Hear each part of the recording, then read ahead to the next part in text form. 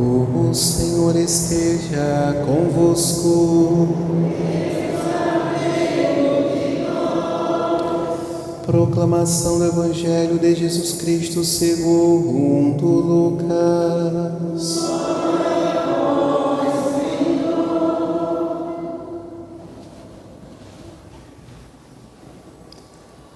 Naquele tempo, os publicanos e pecadores aproximavam-se de Jesus para o escutar. Os fariseus, porém, e os mestres da lei criticavam Jesus. Este homem acolhe os pecadores e faz refeição com eles. Então, Jesus contou-lhes esta parábola. Um homem tinha 2 filhos. O filho mais novo disse ao pai: Pai, dá-me a parte da herança que me cabe. E o pai dividiu os bens entre eles. Poucos dias depois, o filho mais novo juntou o que era seu e partiu para um lugar distante. E ali esbanjou tudo numa vida desenfreada. Quando tinha gasto tudo o que possuía, houve uma grande fome naquela região e ele começou a passar necessidade. Então foi pedir trabalho a um homem do lugar, que o mandou para o seu campo cuidar dos porcos. O rapaz queria matar a fome com a comida que os porcos comiam, mas nem isto lhe davam. Então caiu em si e disse: Quantos empregados do meu pai têm pão com fartura e eu aqui morrendo de fome? Vou-me embora. Vou voltar para meu pai e dizer-lhe: Pai, pequei contra Deus e contra ti. Já não mereço ser chamado teu filho. Trata-me como a um dos teus empregados. Então ele partiu e voltou para o seu pai. Quando ainda estava longe, seu pai avistou e sentiu compaixão, correu-lhe ao encontro e abraçou-o e cobriu-o de beijos. O filho então lhe disse: Pai, pequei contra Deus e contra ti. Já não mereço ser chamado teu filho. Mas o pai disse aos empregados: Trazei depressa a melhor túnica para vestir meu filho e colocai um anel no seu dedo e sandálias aos pés. Trazei um novilho gordo e matai-o. Vamos fazer um banquete, porque este meu filho estava morto e tornou a viver, estava perdido e foi encontrado. E começaram a festa. O filho mais velho estava no campo. Ao voltar já perto de casa, ouviu música e barulho de dança. Então chamou um dos criados e perguntou o que estava acontecendo. O criado respondeu: É teu irmão que voltou. Teu pai matou o novilho gordo porque o recuperou com saúde. Mas ele ficou com raiva e não queria entrar. O pai, saindo, insistia com ele. Ele, porém, respondeu ao pai: Eu trabalho para ti há tantos anos. Jamais desobedeci a qualquer ordem tua, e tu nunca me destes um cabrito para eu festejar com os meus amigos. Quando chegou esse teu filho, que esbanjou teus bens com prostitutas, matas para ele o novilho cevado. Então o pai lhe disse: Filho, tu estás sempre comigo, e tudo que é meu é teu.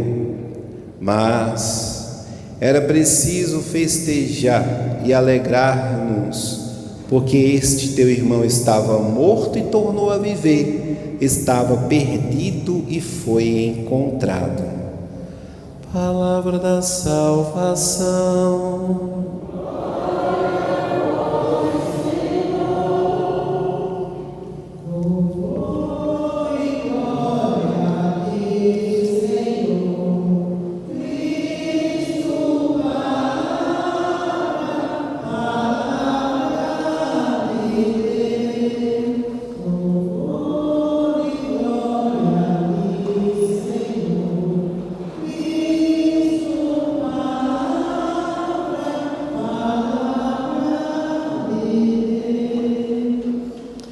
Em nome de Cristo, nós vos suplicamos, deixai-vos reconciliar com Deus.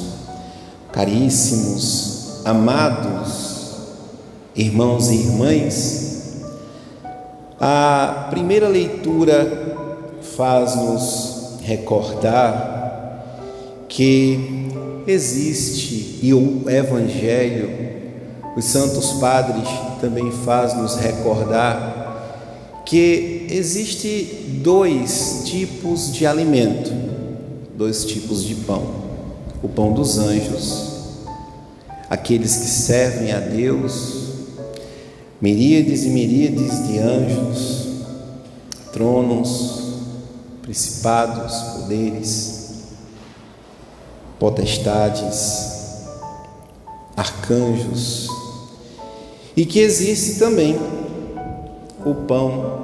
Se tem o pão dos anjos, também tem o pão dos demônios. Trocando em miúdos, o que a gente vulgarmente fala, o pão que o diabo amassou, né? E isso está contido na prefiguração dos porcos, que o filho mais novo, ele foi alimentar-se. Recordamos que foi para os porcos que Jesus enviou os espíritos imundos, e se eram muitos, é porque era um principado e existia uma legião neste principado dos demônios, e que foi justamente o pecado do filho mais novo de tornar-se autônomo de Deus, divorciar-se de Deus, separar-se de Deus. Isto é contido na parábola deste filho pródigo, que está juntamente com a parábola do dracma perdido, que são as parábolas do reino. E que este filho, então, amados, ele decide matar o pai, porque a herança, ela não pode ser dada com o pai vivo, sim ou não? Né? Tem que matar, o pai tem que morrer, né? Então, o filho mata o pai no seu coração, como o problema geracional, em que a sociedade moderna escolhe os seus princípios, suas leis, seus mandamentos, e com isso cria um certo Deus humano, né? Humano demais, e que este Deus deve concordar, né? Eu devo fazer acordos com Ele, Ele deve me perdoar quando eu quiser que Ele me perdoe, ou quando eu me danar em uma vida pregressa, como o filho mais velho coloca: este teu filho foi gastar os teus bens com prostitutas, ao ponto de que esse pecado, amados irmãos e irmãs, alimentava os demônios. O demônio se alimenta dos nossos pecados. Na meditação da Via Sacra, ele não esperava que Jesus se levantasse ao cair da terceira vez, do mesmo modo que ele não espera que um filho caído ele levante-se, ele se erga mais uma vez. E este pão dos anjos, ele está prefigurado na primeira leitura de hoje. O maná cessou de cair no dia seguinte, que é o pão sem fermento, que é o pão de cada dia. Este é o pão do céu, é Jesus. Este pão do céu, ele deve ser o pão de cada nos dai. Foi assim que Cristo nos ensinou a rezar. Então, tome sua cruz de cada dia e me siga. Este pão eu devo viver para Ele. E como nós cantamos, no Salmo, nós vivemos da justiça de Deus. Provai e vede quão suave é o Senhor. O confessor, ele deve neste tempo acolher os penitentes com esta memória que fez com que o filho mais novo lembrasse: vou voltar para a casa do meu pai. Ele caiu em si. Então o confessor deve ajudar o penitente a lembrar da tranquilidade e da paz que era viver em estado de graça. Porque, amados, é doutrina da igreja que na igreja nós temos filhos vivos, membros vivos e membros mortos. Os membros vivos são aqueles que estão em estado de graça, e os membros mortos são aqueles que estão em pecado mortal. E a grande graça é que nosso Senhor, Ele quer nos vivos, ou seja, de pé, caminhando com Ele na igreja. Cuidado vós que estáis de pé para não cair, nos lembra a palavra de Deus. Então, se estamos de pé, estamos ligados à videira que é nosso Senhor Jesus Cristo, como ramos fecundos que dão frutos. Porém, amados, possa ser que estes ramos eles fiquem estéreis quando vivem certamente a tentação de não estarem ligados. Estão na igreja, mas não estão ligados na videira que é Cristo. Então esta árvore da cruz, a videira que é Cristo, Jesus convida-nos a que também possamos estar a Ele ligados. Por isso, na segunda leitura, São Paulo anima os cristãos católicos de Coríntios a que busquem estipar dos seus corações o pão com fermento, que é o pão da vaidade, que não é o pão do céu, porque o pão de Cristo é um pão sem fermento, um pão humilde, que quando é dado em alimento, ele nos dá a vida eterna. E que nós busquemos a reconciliação consigo, com Deus. Diz então: em nome de Cristo nós os suplicamos, deixai-vos reconciliar com Deus. Lembrando que se alguém está em Cristo, é uma nova criatura, é um filho da igreja.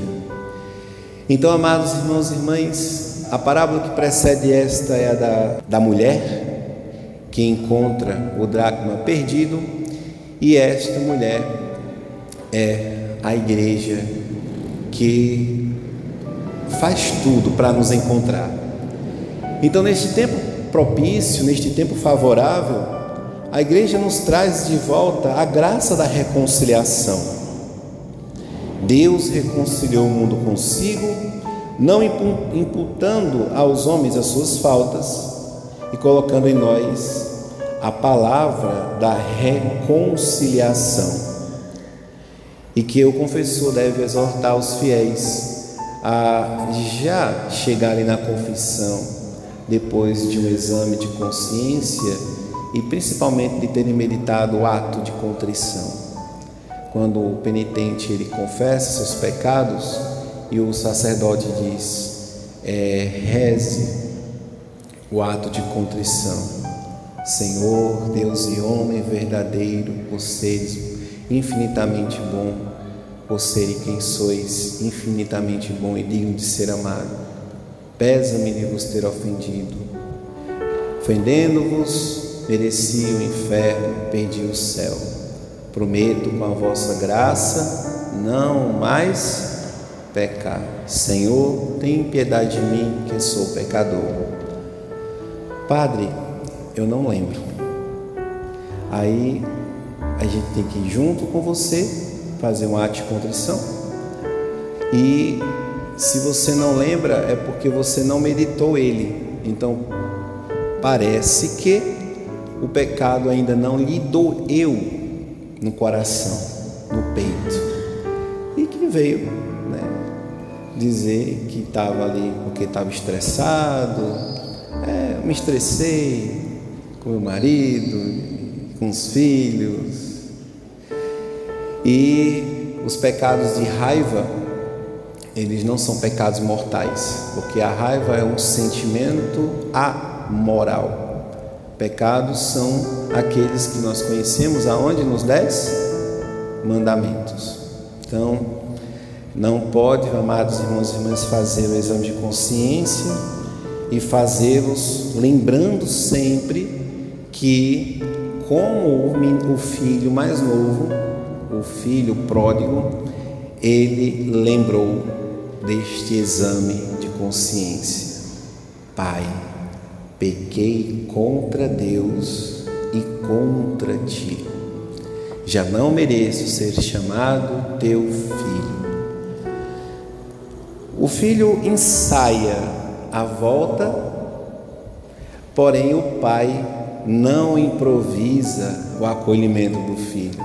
Ou seja, é a igreja, é a mulher, é a esposa de Cristo quem nos prepara para voltar. Porque, amados, com o pecado nós perdemos o amor que Deus nos deu, jogamos fora, prodigalizamos o amor de Deus, vendendo este amor com o egoísta que há dentro de nós, e fomos buscar as nossas paixões, o nosso bel prazer. Então somente Deus poderá nos dar o amor que nos fará amá-lo de volta. Então um ato de fé, um ato de esperança e um ato de caridade, nós no ato de caridade vamos pedir: Senhor, dá-me o amor para que eu possa amar-te mais.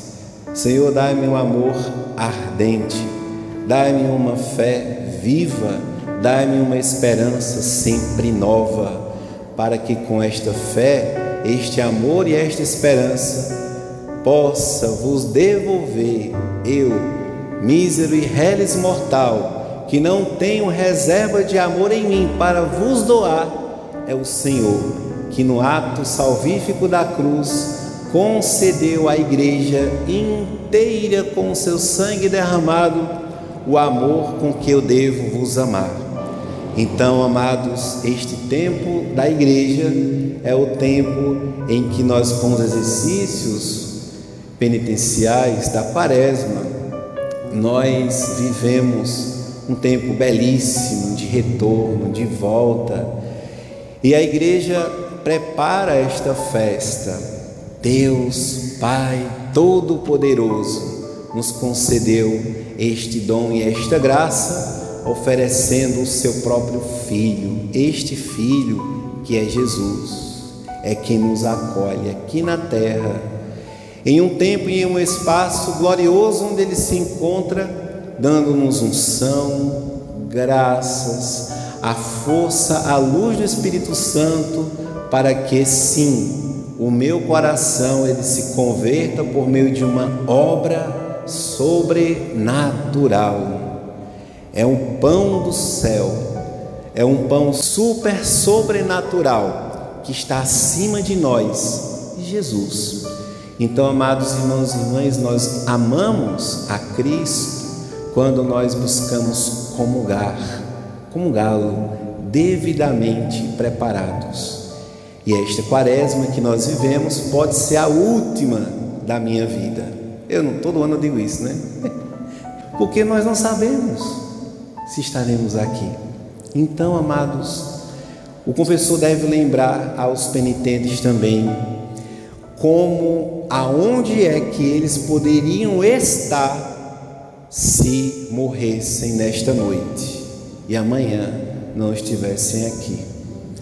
Então, se eu estiver na graça de Deus, estarei tranquilo, estarei em paz, mas se houver algo que incomode, algo que perturbe a minha consciência, uma consciência que está em relação a Deus, porque o nosso pecado, ele tem uma repercussão eterna. Sempre gosto de dizer para os meus fiéis da minha paróquia: o tempo não apaga pecados mortais. Eu vou deixar o tempo apagar. Não. O tempo, ele, teoricamente, de uma teoria muito fútil, ele pode dizer assim: o tempo cura. Às vezes não. O tempo, ele pode levar-nos a uma crise existencial, muitas vezes, por conta de uma culpa não perdoada. Então o tempo piora a situação quando eu não busco o verdadeiro remédio para as culpas pessoais. Então, é tanto que existe a confissão geral, que quando a gente faz um retiro espiritual, nós colocamos num papelzinho tudo que a gente lembra desde a infância, a natureza e a gravidade do pecado. Tantas vezes, em tais situações, e a gente coloca e faz nesta relação. E que paz que recebe o coração que faz uma confissão geral, que busca a tranquilidade do banho do sangue de Cristo no sacramento da reconciliação. Amados irmãos e irmãs, peçamos então a Cristo a graça de participarmos destes santos mistérios e na igreja que prepara este nosso retorno, a liturgia inteira, o próprio Cristo, é o momento mais forte da nossa igreja, em que todos os elementos são renovados na quinta-feira santa, com a missa de Santos Óleos, no sábado, com o fogo novo, o batismo na vigília pascal, na sexta não tem sacramentos, é um dia que não se celebra os sacramentos, apenas comungamos das reservas que estão no tabernáculo, e no domingo nós passamos a celebrá-lo como o domingo que deu nome ao domingo, que é o Dominus, dia do Senhor. E nós, latino-americanos, temos a graça de contar os dias a partir do primeiro dia da semana: segunda, terça, quarta, quinta, sexta, Shabat, o sábado, que é o dia do repouso para os do Antigo Testamento. Como nós não somos do Antigo Testamento, somos do Novo Testamento, nós aguardamos o dia do Senhor. Então, nós latino-americanos temos esta graça de viver em função do dia do Senhor, o dia dos Dominus, o domingo. E isto é uma grande graça, porque estamos mais próximos do latim, secuntus, terça, e assim até o ofício da Imaculada Conceição nos lembra que nós estamos numa escadinha, subindo.